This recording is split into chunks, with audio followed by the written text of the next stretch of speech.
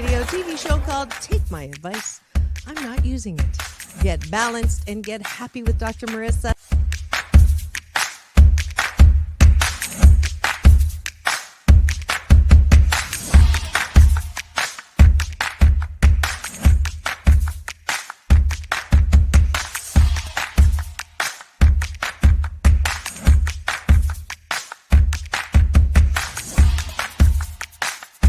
And this show is about hope and happiness. So there's no gossip, no scandal. Instead, I want you to focus on your own reality show and how you can be happy 88% of the time. So I have shows and topics.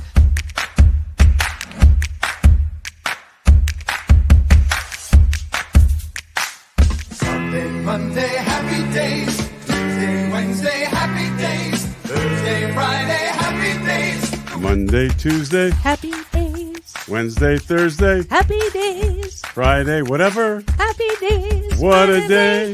Na, na, na, na, na, na. I love you. I love you too.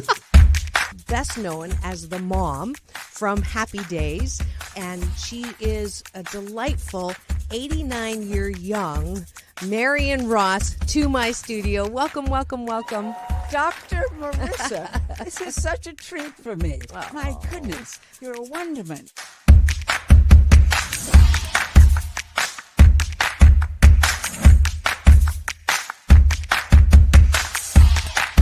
Which is exactly the kind of guest that I like. Those who have gone through life, good and bad, and then taken those experiences to alchemize them into the person they are now and doing good on the planet. I'd like you to welcome Corey Feldman. If you're grateful for it and you say right away, thank you, God. Oh, my God, it's so beautiful. I'm so blessed. Thank you, thank you, thank you. Then guess what? More good things will come to you. Does this sound familiar at all?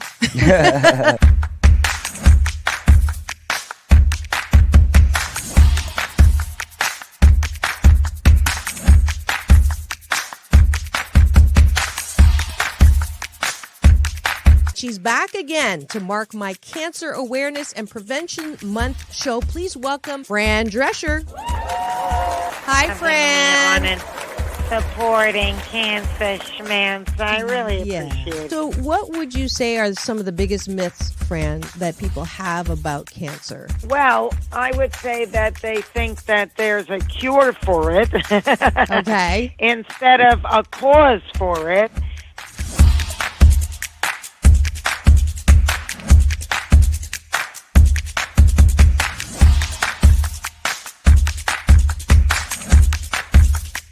This is the first call-in show when I get to be Dr. Marissa, the kinder, gentler Dr. Laura.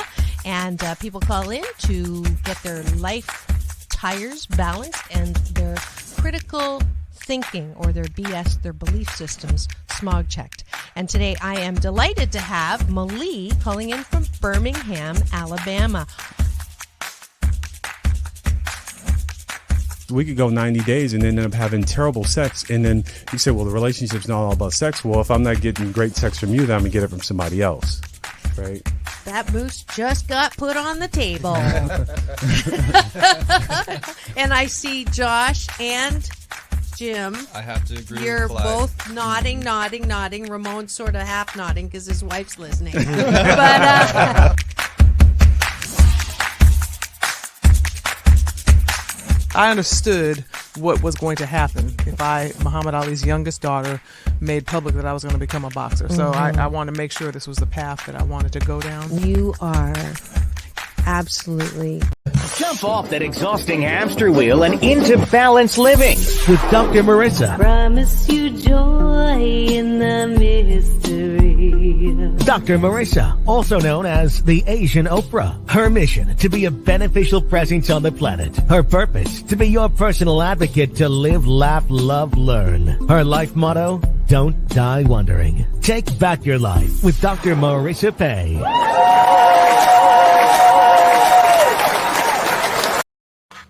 And welcome. You're tuned in to Take My Advice. I'm not using it. Get balanced with Dr. Marissa, the morning show here on KCAA, NBC News Radio, CNBC News Radio, and NBC Sports Radio Station, AM 1050, FM 106.5, and streaming everywhere.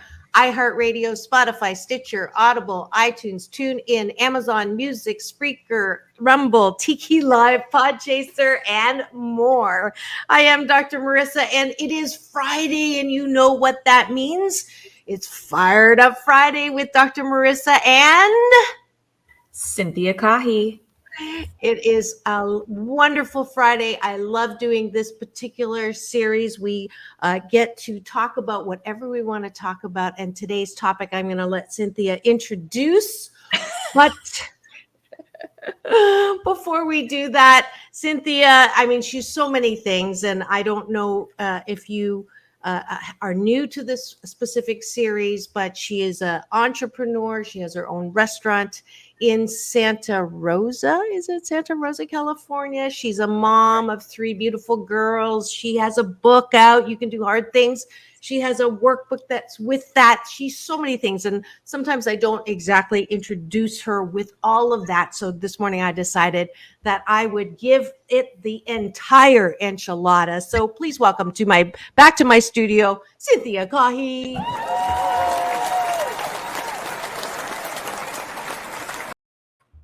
How you doing, darling? I am good. I'm fired up. It is Friday. I'm excited. I was talking to Paul. Oh, good hair day. Yeah, very nice. I was talking to Polly, like this week went faster than I can remember, weeks going by. I was a day behind, which usually doesn't make it help, but I'm just so delighted. Time flies when you're having fun. So obviously I'm having some fun. But before we get too far into the small talk, let's go big and do our gratitude sandwich, having breakfast with us, taking a bite of our gratitude sandwich in the morning. Gratitude is Cynthia's favorite tool as well as mine. And we like to begin the show by exercising your ability to focus on what is good in your life. That's the top of the bun. So, Cynthia, what's good in your life? I actually have a gratitude journal. It's cute. Look. Oh, cute. Hold it up again. Hold up. Wait. I didn't see that. It says, be the hero of your journey. It's just a cute little lined book, but I liked it. And I've got lots of gratitude in there. But one of the very first things that I always say in my gratitude journal is I'm grateful for today. So I am grateful for today. I am grateful for the journey of days, the joyride of my life, that every day I have pretty much lived to the absolute fullest. So I have no regrets. Yes. I am grateful for my health. To live each day with vigor is what I say, because I need that, that energy. I like that word, vigor. Yes. Yes. It brings up to mind rigor mortis. Don't ask me why, which is the opposite of vigor. Exactly. Okay, it's going to be one of those days. Hold me down. I am grateful that I live in California, the Sunshine State, and I just love it here. It is beautiful. I am grateful for my car. I never say that, but when somebody taught me about gratitude, they said, be grateful tonight and then what you wake up with in the morning. So if I didn't have a car, I'd be really upset. So I'm grateful for my car. And this car, I absolutely love. It's my favorite color. It's a Toyota Highlander. It's big enough for everything, but it's fast. It's got a moonroof, and it's my favorite color, red. All the things, and a good stereo. Ooh. Okay, I'm going to have to go then, because my car's name is Panda. It's a little white with black top convertible Mazda Miata. Oh, shout out to Capistrano Mazda. And it looks like a panda, and the top, so am flirty sometimes with my story, I'll say I'm going topless again, and then do the shot of no top on the car. Thank you for the thumbs up. And while I see them rolling in, eyeballs are rolling in. If you are not driving, you can get us on your phone through several streaming avenues: Facebook, LinkedIn, YouTube. That way you can not just listen to our voices, but actually see us in action. That is I'm grateful. That's I think we're on the last one, maybe not. I'm grateful that we get to stream live, that this is not pre-recorded. So that means too, oh, good, we have some comments. You can play along with us in taking a bite of our gratitude sandwich. Good morning, Cecilia Martinez. Beautiful to back at you. And you can put your gratitudes down and we can put them up on the screen. Is there one more gratitude, or are we on appreciation? I could do another gratitude. I'm grateful for my sight. I say that all the time. I'm grateful for my sight, to see the colors of the world, and to watch my beautiful daughters grow up to be amazing humans. I write that every day. That was 3. But anyways. No, that was 4. That was 4 eyes and 3 daughters. Oh, well, in my gratitude journal, I think it's really important to root it. Like, I'm grateful for my sight, yes, but why? And the car, why? And health, why? And so. I'm grateful for my taste buds, because if I follow her rule, because I can enjoy the deliciousness of life. Okay. Beat that. No, I'm kidding. All right. That was the top of the bun. Moving to the bottom of the bun. Those of you who know Cecilia, you know the drill. The bottom of the bun is, what are 8 specific things that you appreciate about yourself, so that you're not walking around looking for love in all the wrong places, trying to get approval from people who are not able to give it to you. So for me, it's the foundation of happiness. If you can love yourself and care for yourself 88% of the time, then whatever happens else out there is not a big, hairy deal. So I'll start. I appreciate that I am self-aware of how I'm feeling in almost every moment, so that I can choose the best feeling thought. In case I'm not feeling good, I can feel better. And that's Abraham Hicks teaching. Oh, I like that. I like that a lot. I love self-awareness. It's one of the best things that I learned in my journey, and to reflect and become self-aware. So that was 2 for me. I appreciate that I reflect, and I appreciate that I am self-aware. So beautiful. I appreciate my ability to communicate. I think I'm a pretty good communicator. I better be if I'm on stage as a motivational speaker, but I appreciate that ability. People ask me all the time, don't you get nervous? And, I don't know when the nervousness left. I can remember in the beginning, I would be like shaking. And then the more you do something, the more comfortable you get. And I think for me, I say, before I go on stage, before I speak on the show, I try to remember to say, speak through me.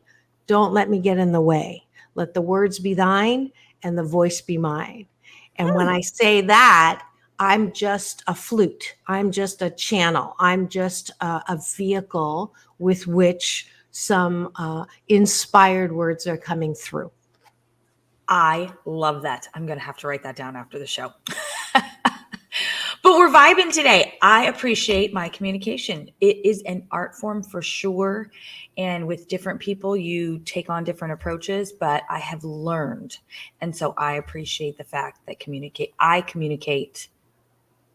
I'm not going to say very well, because I'm still learning, but you communicate very well, Cynthia. Own it. Own it. I communicate well. Every day I learn, and every day I get better. In all honesty, I mean, I appreciate that I'm willing to learn and grow. That's it. I'm done. That's all my pour. I appreciate that I know how to laugh easily and often. And that's Ralph Waldo Emerson's definition of success that I have adopted for my life, to laugh often and much. I'm telling you, we're vibing today. I went to go see a movie last night, and my girlfriend said, "Oh my God, I enjoyed listening to you laugh the whole time. I needed it. I wanted to go." Ticket to Paradise with George Clooney. Oh, really? Okay, I'm going to go watch that. It was so cute. It was great. I loved it. I needed it. I will go see that tonight. I was trying to figure out which movie I wanted to see. So you just told me. Go see it. I will. You'll love it. Vibing. We're vibing. I appreciate that. I think this is our last one. I appreciate that I love drinking creative juice. I love the feeling of being inspired by creativity. So I appreciate that I'm creative. Man, if you are listening this morning, this is great. This is awesome. I'm loving the show. Everyone, I think it's a little bit better. I'm really excited. I'm fired up. It's a good thing it's called Fired Up Fridays then. Oh, goodness gracious. Your last one. What do you appreciate? I've done like 8. Oh, okay, fine. In that case, another one. Okay, one more. I forget now. My laughter. I like that one. I appreciate one that I can laugh at myself because I do often crack myself up. So I'm going to go with that. I like that. All right. And there. Well, you do crack me up too. So it's back at you. I love when I can say something or do something to make people laugh. It's not that I'm trying to get their approval. I just love the sound of laughter. It truly is the best sound in the world. So there you go. Thank you for having breakfast with us. That was taking a bite of our gratitude sandwich.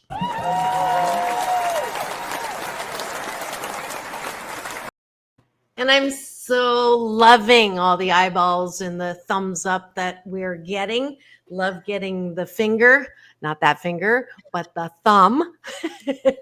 Thumbs up, and feel free to chat, comment, because today's topic is to commitment or not to commit. That is the answer. And Cynthia is going to tell us why we're talking about this today.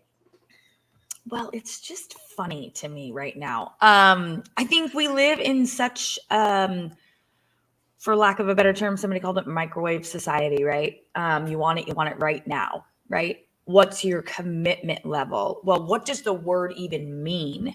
I did a reel yesterday, and this is how I came up with the topic because I think it's really, really important.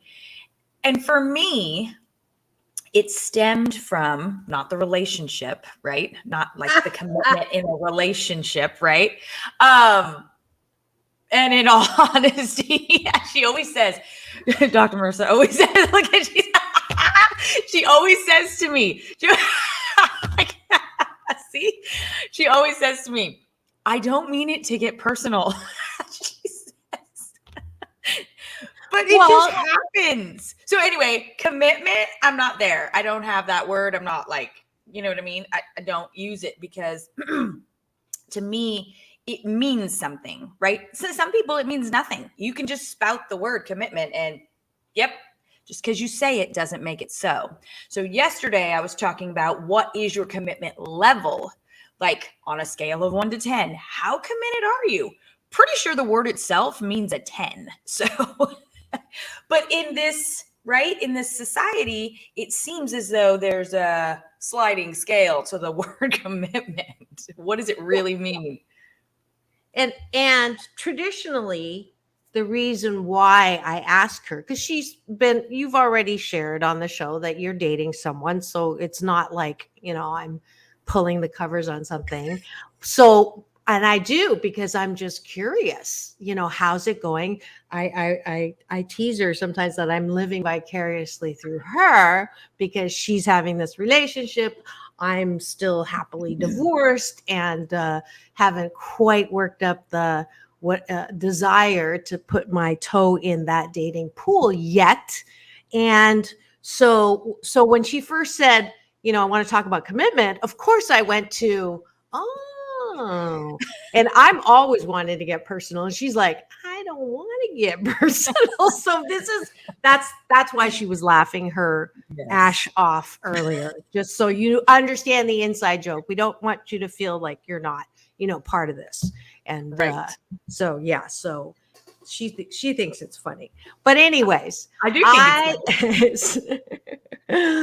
Love you, Cecilia. She actually, if you missed when she came on for coaching.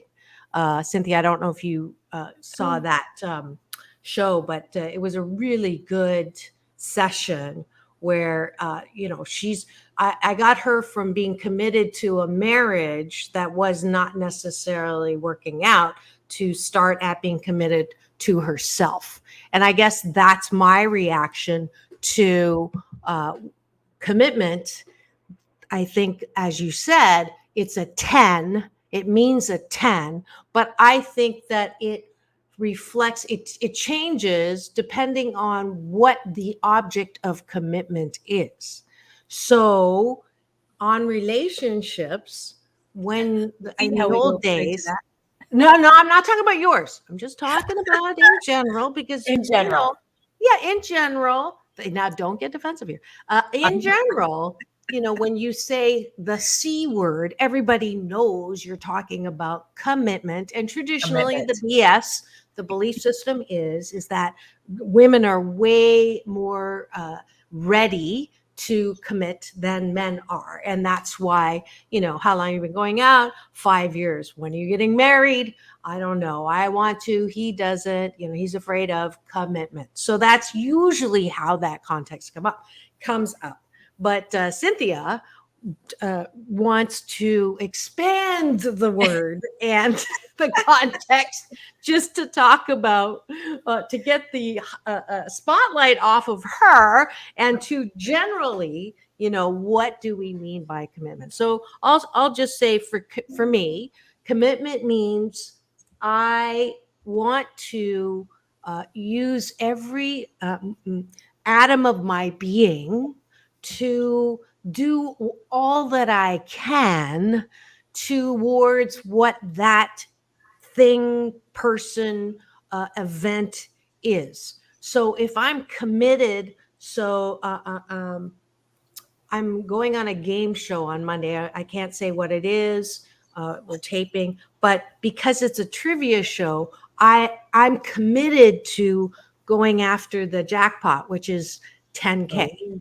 So because I'm committed to that, I went through all the hoops to get to that point. I also am practicing on trivia apps every single day to prepare myself for that event. So for me, commitment means I'm not just going to do something. I'm going to do everything in my power to be the best at that. And I'm very competitive. And so, when I say I'm going to do something, it's going to happen, which 88% of the time is a good thing. 12% of the time it's a bad thing, because I don't have control over everything. So I've learned that I can, do the best that I can with the resources I have, with the time that I have, and then let the rest go. How's that? It's great. I think that's an awesome depiction of it, of what it's, what it's meant to be. But my question is that really what it means today? Because I found a lot of times, so when I use the word commitment, and when I was thinking, and what I was talking about yesterday in my reel, was the commitment to me, to self-development, to being the best version of me. And how do I do that? And what do I do? And where do I go? And there's a commitment level. I know a lot of coaches, and they put out a lot of content, And a lot of people who say they're committed to something, they'll put money in it, they'll buy a book, they have shelf-esteem because it sits on their shelf and they don't actually read it. Ooh, I like that. Yeah. And then you're just like, well, what are you really doing? I mean, are you interested or are you committed to something? There's a big difference. And for me, the differentiator is the priority, because it better be all the way at the top. Now, sometimes I don't always know how to get to that part, right? We got to learn. If it's new, if let's just say it is a relationship, maybe it's a friendship relationship and there's somebody new in your life, but you like this person and then it turns into the person, your other relationship. What if it's a romantic relationship, and then learning what that other person is like? The commitment, when I use the word, is the looking for and to be the best version of, like, on that level. Like, it's all the way up here. It's not I'll take it or leave it. It's not maybe tomorrow I'll do better. You know what I mean? It's giving it the time, attention, detail, heart that needs to be the top priority, because it is a commitment. And are you committed to it? Are you committed to it? And so again, one of mine was to myself, my self-development, who I am. And that is how it started the conversation. So what I hear you say is that if you are committed to something, you actually have to prioritize with time. And for sure. And that is why I am not in a relationship. And that's a great point. Because I have not made the time, because I know that I would love to think that I have 48 hours a day, but I only have 24, and something's got to give. And the last time I dated someone, they said, I don't mind being priority number 2 or 3 after your kids or but being priority 10 is not going to cut it. And kudos to him. I wouldn't want to be with someone who couldn't move me up the priority scale to top 3. But I couldn't do it. It was not important enough for me to stop, and this is horrible, but I'm a public entity. I'm a personality. I'm a social media influencer. And so when we're having dinner, I do, a little clip or whatever it is. And that's just what I do. It's part of my job. It's part of my brand. And I liked him, but not enough to not do that during a meal. So I wasn't committed to him. Now, whether I would meet someone who I felt like it was it's a horrible way to say it, if it's worthy of it, but if it's tantalizing enough for me, then I think I would do that. But yeah. I could go 2 different I know. ways. Well, right? You want to do it. So at this particular juncture in your life, do you want to do that? And you, right, we've talked about it a little bit. You're shaking your head. No, it's not necessarily something that you want to do. And so when I talked a little bit earlier about the microwave society, right? I think the younger generation doesn't know the commitment level. That's just my opinion, because everything is throwaway. I'll get a new one, this, that, and the other. And so the commitment part of it, I think, is such a huge thing for them, right? I shouldn't say them. I mean, there are times when I have it too, where I'm just like, oh, well, either, and it's the want.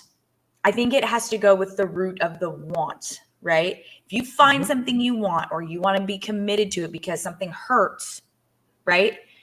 If you're trying to change something, you're committed to something, let's just say losing weight. You are also on a weight loss journey, I understand. Yep. And so you're committed to it, right? Mm-hmm.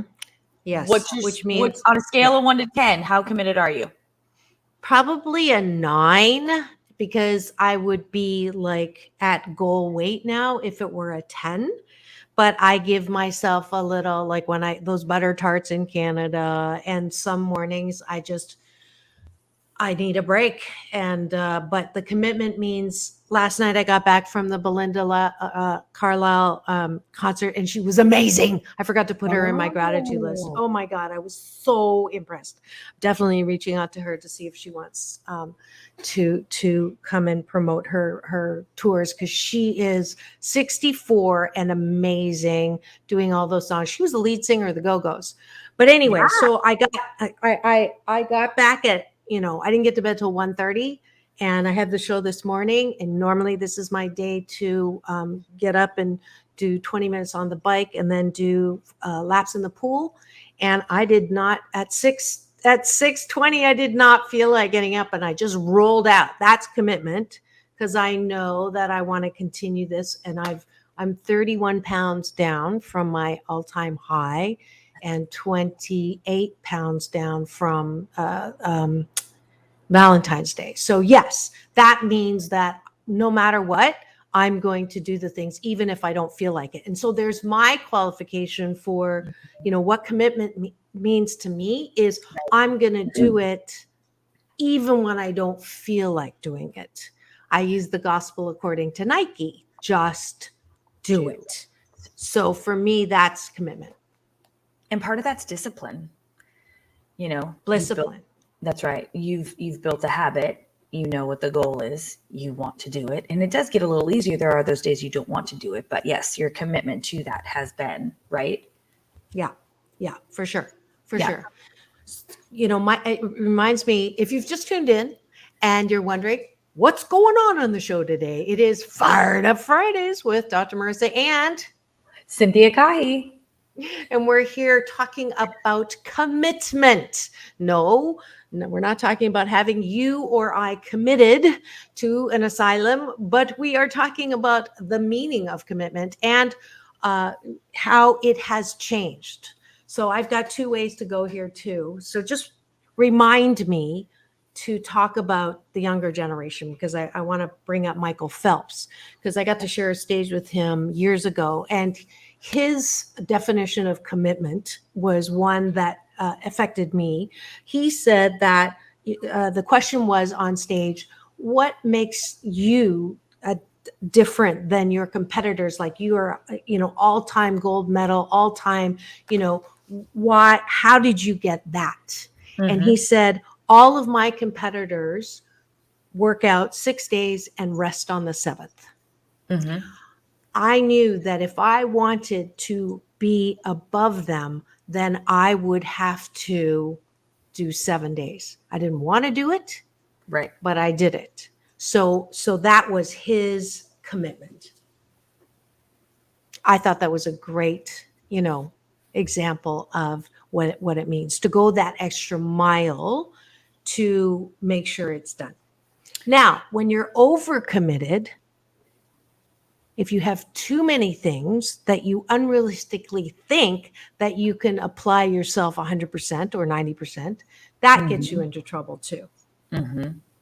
I found that a couple of times because I like to do a lot of things. One of the things that you just said that reminded me of a quote that I like is, what is commitment? It's doing the last 10% like nobody else will do. Not everybody, 88% of the people do 90%. And that last 10% is that commitment level, that 10 on the scale of 1 to 10. That's your commitment level that says, I'm going to do this. This is where I'm going. And that's why, when you're committed to it. I'm going to come back and I'm going to disagree with one thing. And that it wouldn't be Fired Up Friday without it. Oh, that's funny. I just made that connection. I've never made that connection before. That fired up sometimes means that we actively disagree, which makes it a little fiery, which is good because you have red hair. Maybe I should like get a little red streak in here for my hair too. But anyways, It was fabulous. thank you.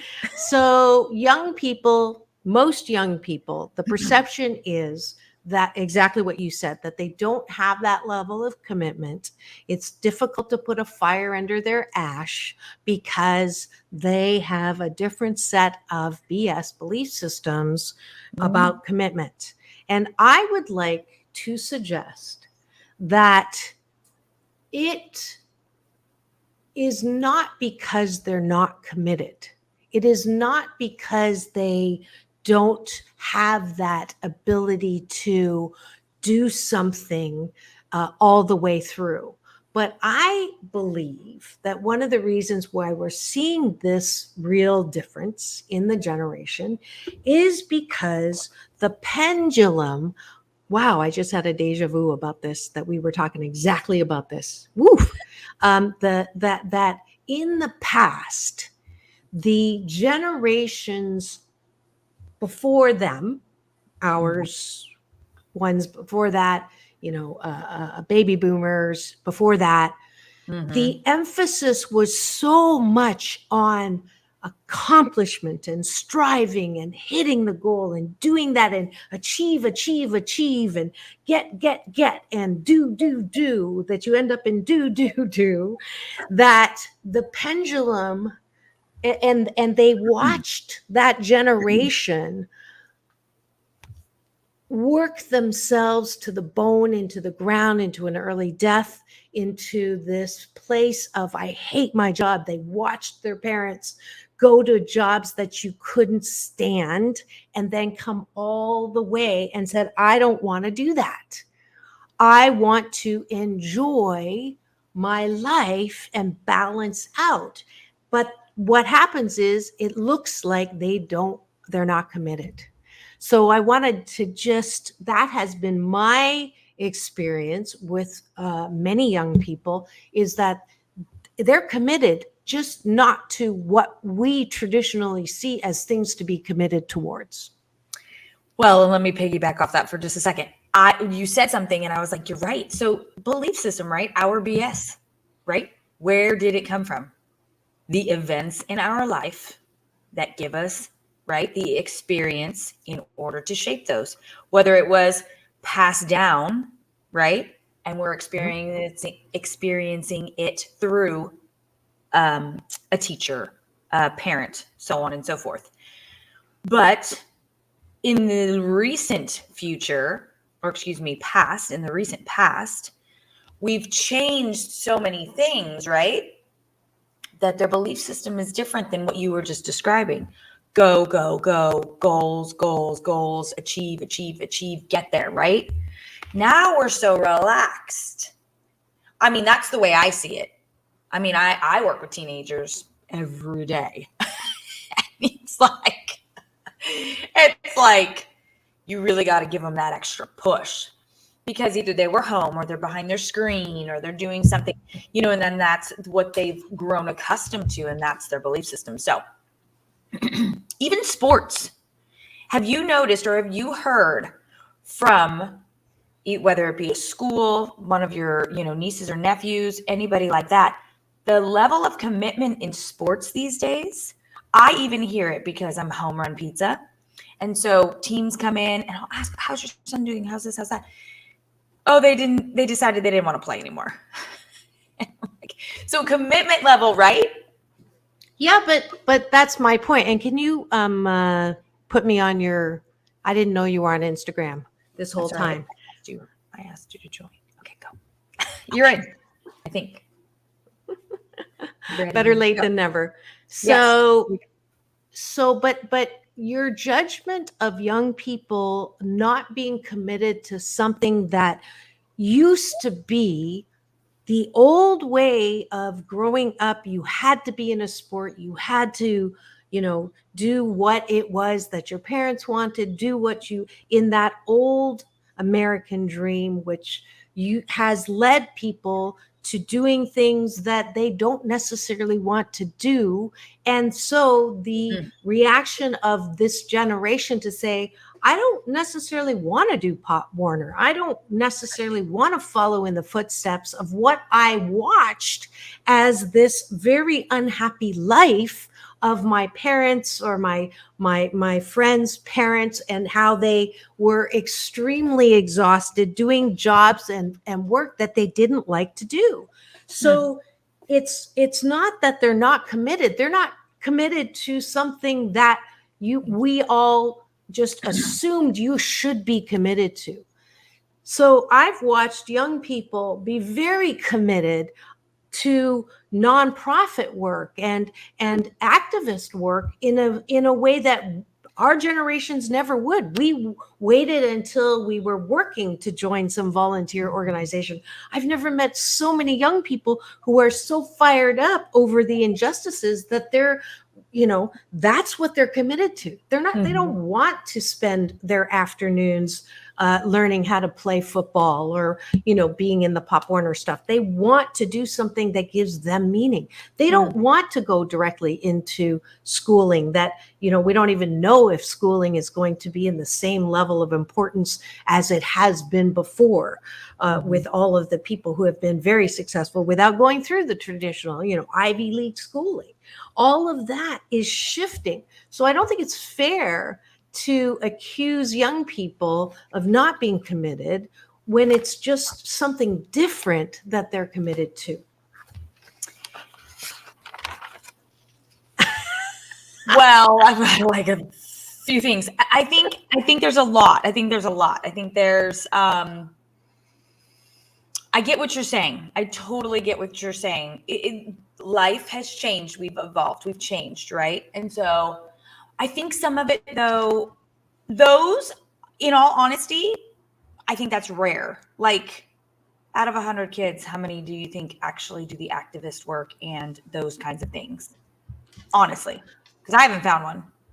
Well, I meet a lot of them. So I don't know if it's because of my work and, the news coverage that I do. Right. But it's not even it's not the amount of activism.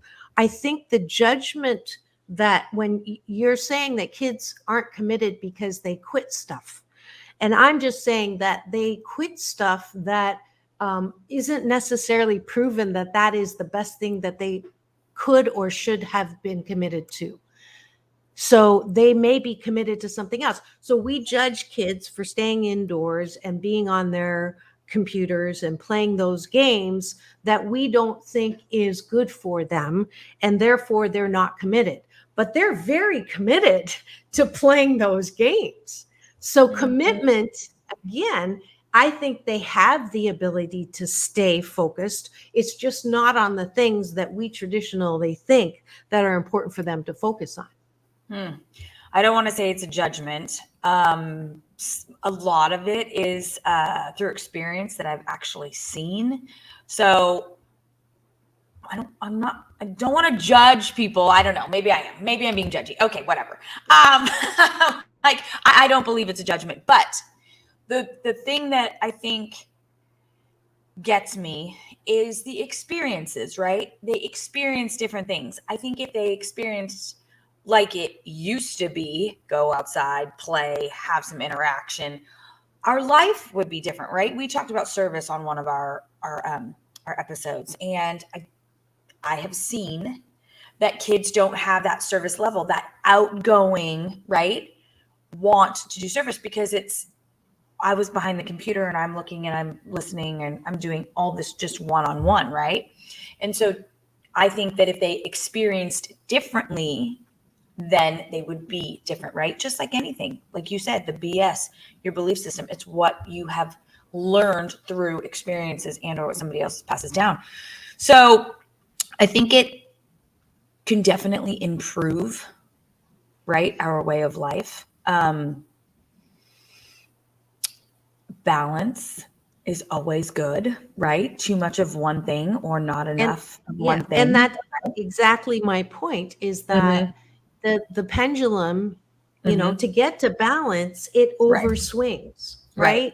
Right. So I think that what we're seeing is the pendulum that was way over too far on being overcommitted and committed to things that don't necessarily mean you're going to be successful, because that's where we got, all the people who died, who said, I wish I had spent more time with family. I wish I had spent more time, exploring the world. I wish I had spent, my father, when he was dying from lymphoma, the level of regret that he had just like completely blew me away. Like, I wish I had, started this or done this business. I wish I had, but I couldn't. He was locked into that trajectory as a professor to do the things that he, and then work, and live for your weekends and, live for your, when you come home. And that whole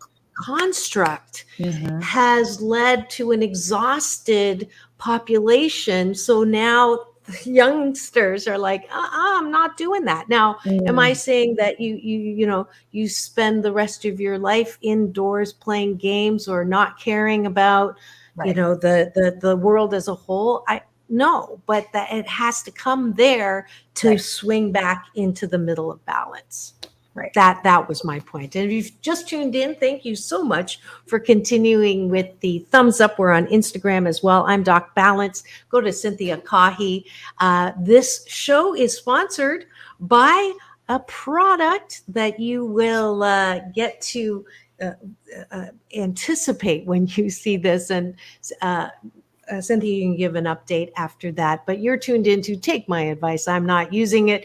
Get balanced with Dr. Marissa, the morning show, and it is Fired Up Fridays with Dr. Marissa and here on KCAA, the station that leaves no listener behind. Quick break. We'll be right back.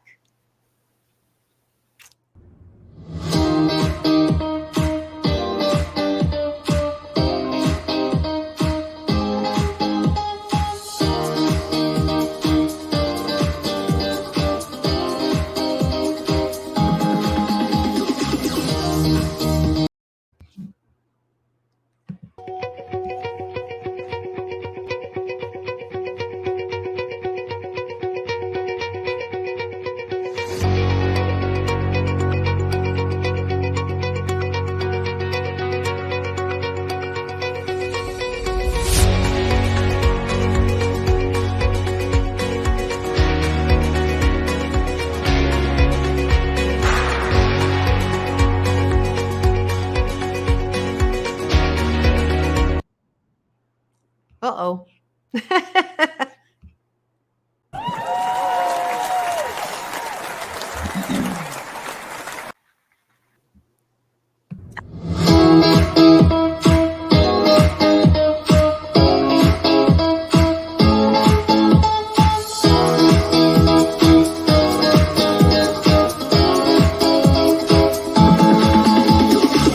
Take back your life with Dr. Marissa Pay.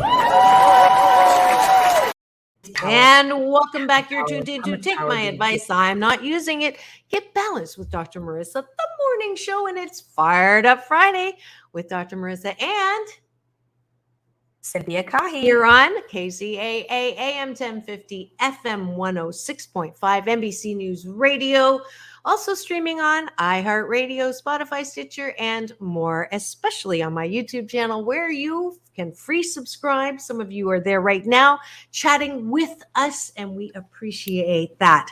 It also has my red carpet playlist with interviews with Halle Berry, John Travolta, Quincy Jones, The Temptations, and more. So please do visit there as well.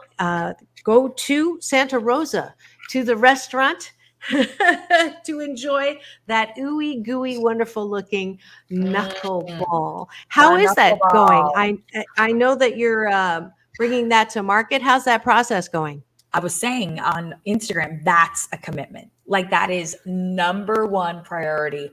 I've had a lot of moments where I'm like, what am I doing? Why am I doing this? What's happening? Like, it's the commitment level to say that this is going to happen when a lot of people don't think it's going to. You know, there's little voices. But for the most part, it's been very, very encouraging. And in myself, once in a while, I go, I don't know what I'm doing.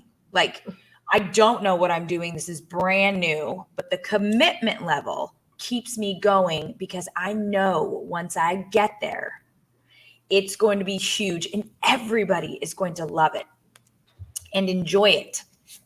It's comfort Sounds food. It's amazing. good. I can't wait to try some, but I have to get a little more, I have to make room for it in my weight scale. Because that does not look like when you break it open, the calories disappear, but it does look ooey gooey good. But you got to try one. I know. For sure. If I can have a butter tart, I can have a knuckleball, right? Yeah. And we're talking balance. It's all about balance. That's right. We have, let's see, 8 minutes left. So commitment. I don't see any questions about commitment. I do want to bring up one thing. Is it possible to change your mind about something that you are committed to? Because I think that if I set myself up and say everything that I said I was going to do, and I'm going to make it happen no matter what. And if it doesn't happen, then I am a failure because I haven't tried hard enough. I think that's a BS system that hurts us. And I think that the institution of marriage is a great example of, in the past, if you got a divorce, you were a failure because it meant that you were not committed to your marriage or to your children. And I have to say that I went through a horrific divorce, partially because I was the first in Seal Beach. I was the first family to go through the divorce, to the point where the kindergarten teacher, I found out later, shamed my younger daughter in class for the fact that we were going through the divorce and everybody knew about it. And so I want to be real clear that when you're committed to something like a marriage, having children, raising children, that if the commitment level changes towards that marriage, I have a rule that says, have you done everything possible to make that marriage work? Can you look in your children's eye and say, sweetheart, we love you. We both love you. That's never going to change. But we've tried everything to try to make ourselves better people with each other, and we can't do it, and we'll be better parents apart.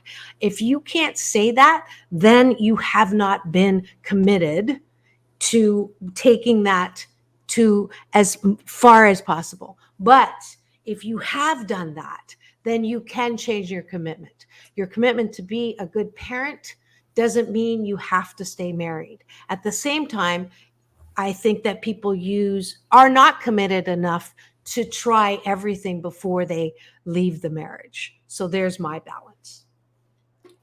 I like that. And of course, commitment level can change. Of course, your commitments can change. Life evolves, you evolve. But I really like your underlying basis of how you equate, have we tried everything? What is your commitment level, right? Have you done everything in your power? One of my biggest things, and I will preach it to the day that I die, is that you have got to reflect and see where your emotions come from. Because a lot of times the commitment level is skewed by emotion. No, that's a huge statement, but I experienced it very recently. And so, yes. And so, but it is an absolute fact and truth that if you're not looking inside yourself to see why, one, your commitment changed, right? What is it? What happened? Why is it changed? Or you look inside yourself to say, why do I want it to change? Why do I want it to become higher, right? On the commitment scale, depending on what it is. So there's a lot of things there, but you are always a work in progress. You are your reward. You have the power to change anything in your life, and you can do hard things. I had to bring it all the way back around. Yes. I was going to say, where we've heard that before. Absolutely. Yes. And I think that The balance for me too is there's pushing and then there's allowing.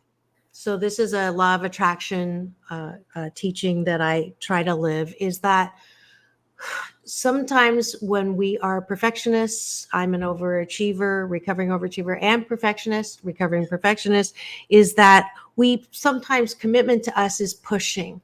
And when we push so hard, we're exhausted, we are tired. And so the balance is be committed. Yeah. But not to the point where you're going to be committed on a hold, right? Because commitment means knowing when to hold and knowing when to fold. That for me is the balance. My job is this is what I want to do. These are my goals. I'm going to plant the seeds and do everything I can. But the worst thing I can do is grab something that's growing a little bit and pull it out and go, why are you taking so long? So I have to leave it and have the wisdom to leave things and give it some time. So I think for me, commitment also means if I'm committed to it, I'm not going to hurt myself or other people by forcing things before their time. So that's the balance that I've learned. And I just love that I've learned how to allow. And the tool that I use is the serenity prayer. God grant me the serenity to accept the things I cannot change, allowing things to grow, the courage to change the things I can, watering it, planting the seed in the first place, and the wisdom to know the difference when to hold and when to fold. That's my final word. Yours?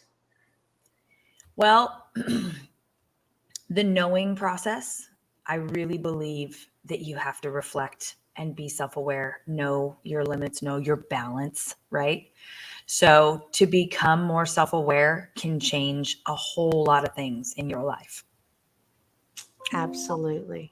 Including your commitment level.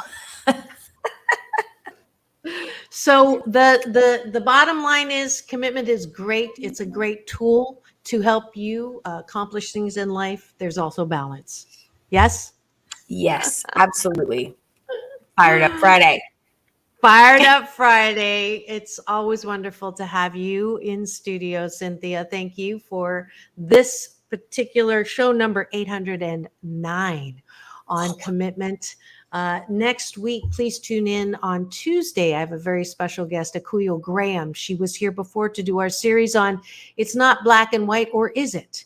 But she has this beautiful nonprofit foundation called Spirit Awakening. They're doing their annual fundraiser. She's going to come on helping incarcerated youth who have, who have a big need for encouragement in that art program.